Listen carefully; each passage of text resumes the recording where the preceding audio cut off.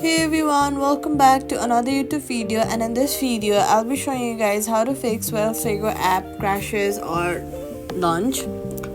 App crashes immediately. Try these safe steps before reinstalling. First of all, force close the app by swiping it up from the bottom of your screen. Find the Wells Fargo app, swipe it away.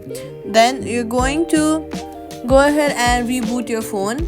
Next, clear cache on Android, or if you're on Apple, go ahead and open your settings, then iPhone storage, look for the app, click on it, then offload app.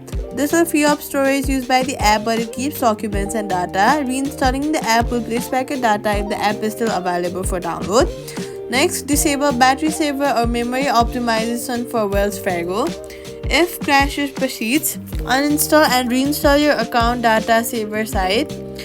Tip: free up storage more than 1 GB. Low storage can cause startup crashes, and that's it. Subscribe for more quick fixes.